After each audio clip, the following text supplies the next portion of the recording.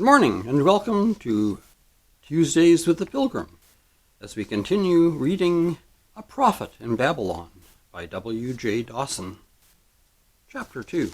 A Seller of Rhetoric. When Gaunt woke the next morning, the sun was shining brightly, and the late November air was soft and pleasant. His good spirits came back to him with a rush, as they usually did on days of abundant sunlight. It was impossible not to believe in himself on such a morning. The city itself, which spread around him, this wonderful New York, with its disorderly gaiety and clamant lightheartedness, its atmosphere of energy, courage, triumph, set his nerves tingling with a new sense of life.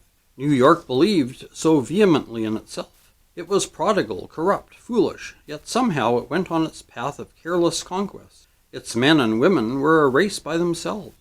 They took the chances of life with such inimitable gaiety. It was the outstanding characteristic about them which had always moved Gaunt to admiration. In older countries and cities, London, for example, in which he had once been a sojourner for several months, when men failed, they went down, and that was the end of them. In New York, failure was regarded as a mere episode on the way to success. Men felt the solid ground suddenly shift beneath their feet, but they just squared their shoulders, escaped the avalanche by a hair's breadth, and were soon climbing again with undiminished courage. Well, he was a New Yorker. He had lived long enough in the city to be infected by its spirit. He must now show that he profited by it, and be up and doing something to rebuild the tottering structure of his success. He was quite happy when he sat down to breakfast, and his wife rejoiced and expanded in the atmosphere of his cheerfulness, as flowers expand in the sun. She was by nature a person of equal temperament, indefatigably diligent, kind-hearted, and sweet-tempered. She had little imagination, and so was spared those extremes of emotion which come from too acute visions of things. Life was for her a very plain and practical piece of business. Its one commanding ethic was to do the duty that lay at hand, and to do it as well as it could be done. Gaunt had sometimes wished that she had more power of entering into his own inner world of thought and feeling, but he had come to recognize that her very disability gave her a kind of undisturbed serenity and strength on which he was glad to lean. On any practical question he would have trusted her judgment against his own. Upon the more delicate issues of conduct he would have hesitated to consult her. He loved her, of course, but it was not with that adoring passion which far less competent women often excite.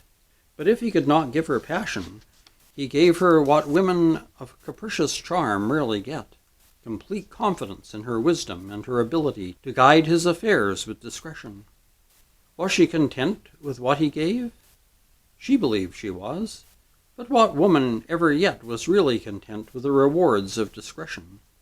What woman in her private thoughts does not yearn for the touch of passion which transfigures life? Margaret Gaunt had known that yearning, but being a woman of equal temperament, had dried her secret tears and called herself foolish for indulging in them, and had schooled herself into contentment with her lot.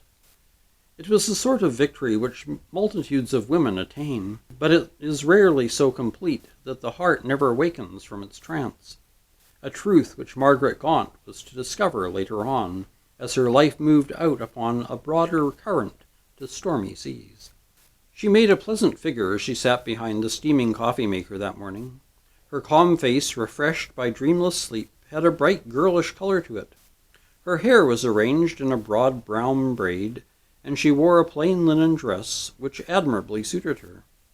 Her face was not beautiful in any ordinary sense, but her brow was broad, and her eyes were of that hue of clear gray which bespeaks serenity. "You were very late last night," she said. "It was good of you to not disturb me." "Yes, the meeting went on longer than we expected," he replied. "What did they do? I hope it all went off pleasantly." "Well, no, not exactly pleasantly, but still we got through." "Tell me about it." "Oh, you can guess," he replied. "Roberts is all for economy, and I imagine he only says bluntly what others think.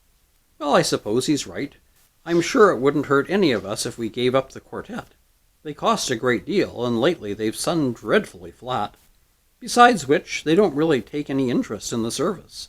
The men have taken to going out during your sermon, and it's my belief they go out to smoke, and the women sit and yawn." Gaunt frowned. He knew very well the truth of what his wife said, but he did not like to hear her say it. However, he covered his annoyance with a laugh and replied, "Well, I don't think that idea struck Roberts or anyone else. Besides, it's preposterous. We must maintain the music at all costs."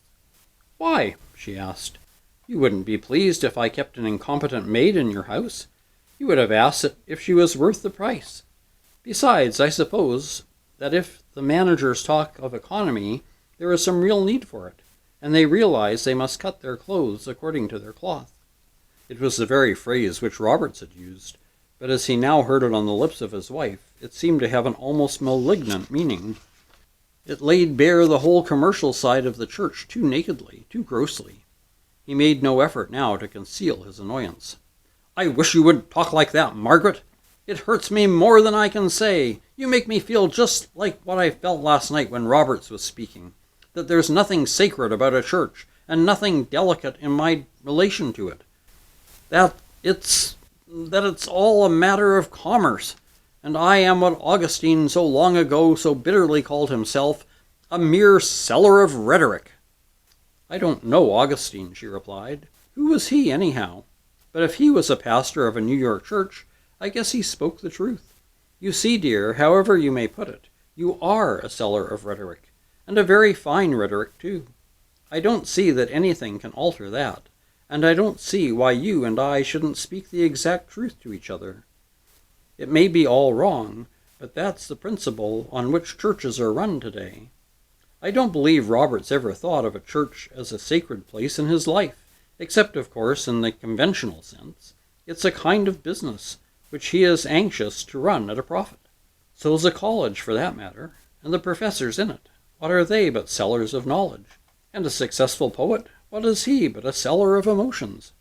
Well, that's not my idea of a church, and I don't believe it's really yours." "I didn't say it was, dear.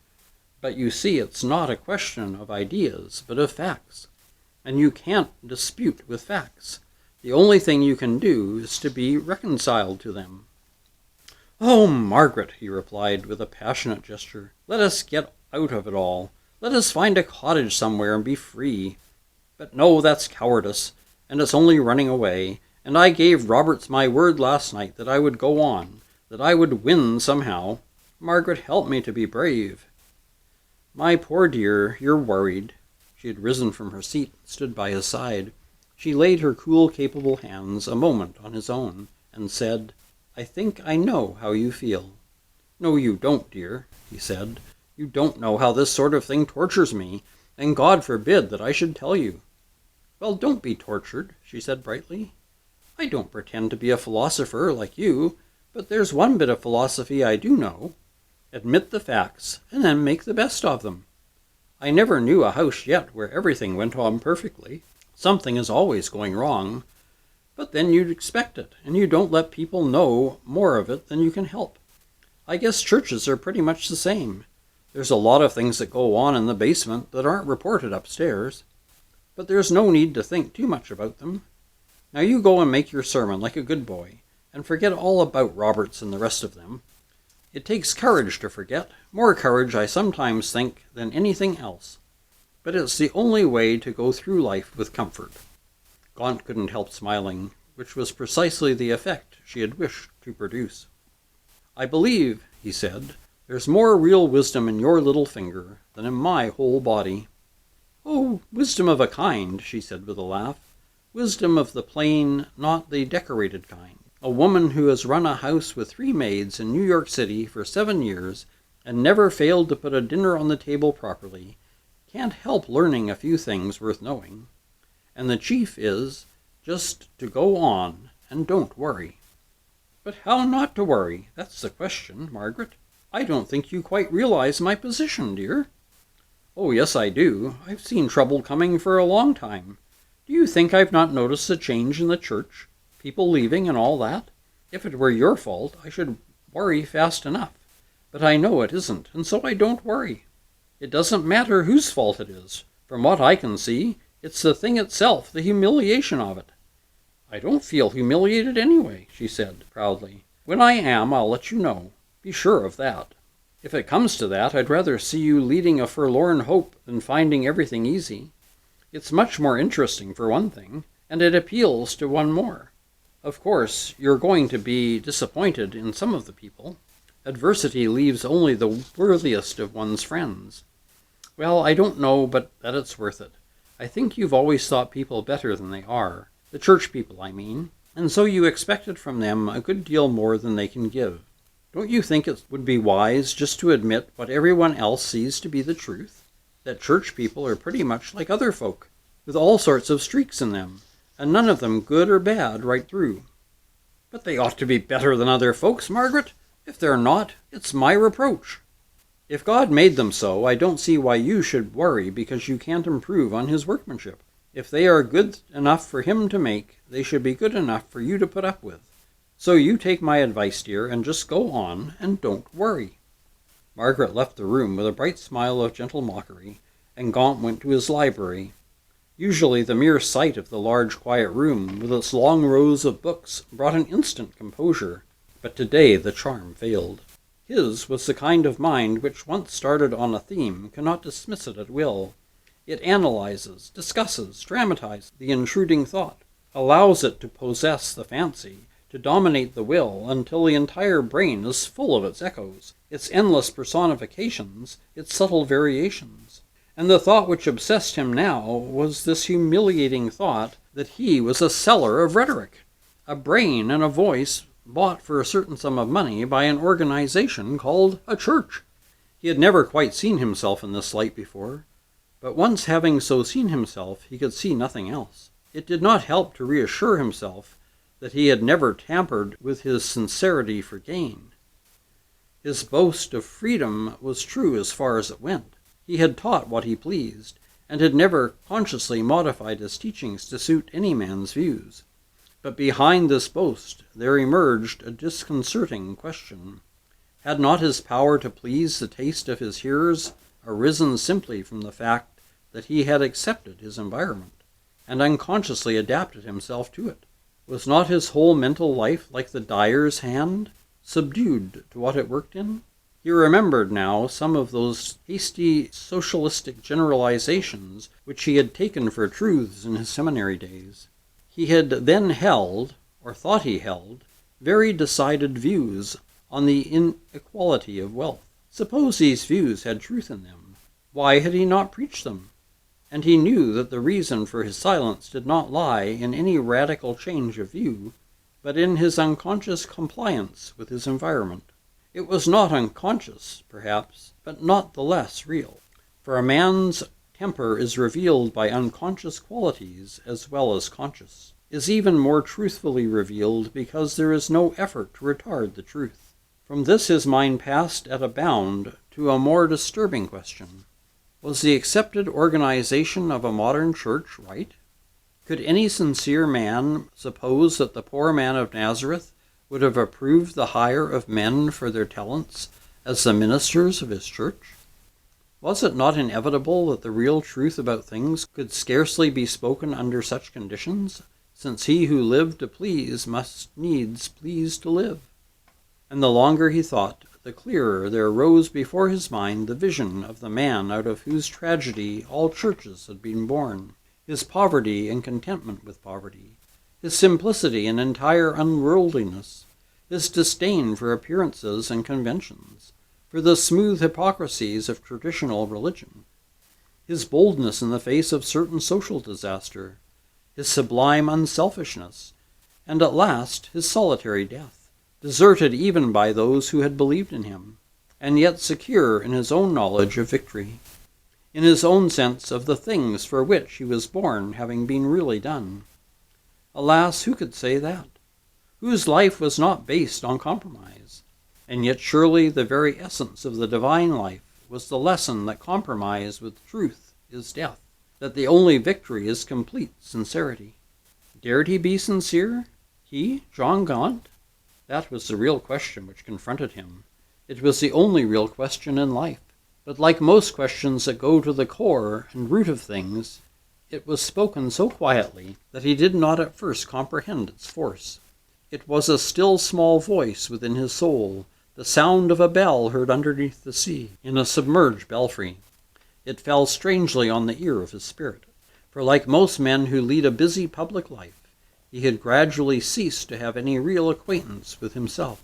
The very need, the constant call for the expression of his thoughts, had led him to a rapid harvesting of only such thoughts as lay upon the surface of the mind. He knew nothing of the depths, and now from that depth of his own unrecognized personality there came this quiet voice, which spoke with incomparable clearness, asking him whether he had ever been sincere, whether he could be, even if he would be. In the ordinary sense of the term, he could answer, yes. He had never dealt falsely with himself, but he now saw that such a reply was insufficient. Had he dealt truly? Had he ever allowed his soul free play? And he knew he had not. It was not the selling of rhetoric which troubled him now. It was rather that he sold himself, not in any vulgar sense, of course, not as men did who made fortunes by fraud or dishonesty, but he had sold himself for praise, and had lived by and for praise. And that was why the withdrawal of praise was to him a torture. So decisive was the verdict that he looked around the room uneasily, as though he feared that the inward voice might be overheard. As he did so, his eyes fell upon a large picture which had always fascinated him, The Christ upon the Cross, by Velázquez. Margaret, with her practical mind, had always objected to it. It was much too morbid and depressing for the library of a thinker. He had often thought of removing it, but whenever he essayed to do so, the pathos of the picture moved him afresh, and seemed to protest against the wrong he would do it. He looked at it now, the dim background, the bowed head with the dark hair fallen over the forehead in the last abandonment of pain, the white rigid limbs, the finality, the majesty, the conquering tranquility of it all. He looked, and instinctively fell upon his knees, for he had heard that silent spectre on the cross, and he had asked the question too, he whose death was the sublime vindication of sincerity. God, help me to be sincere. I will try. He hardly knew he had spoken the words. Perhaps he did not. But his inmost soul had spoken, and deep had answered unto deep. And that's the end of chapter 2. Next week we'll continue with chapter 3, Paradise Lost. Until then, take care, stay safe, and God bless.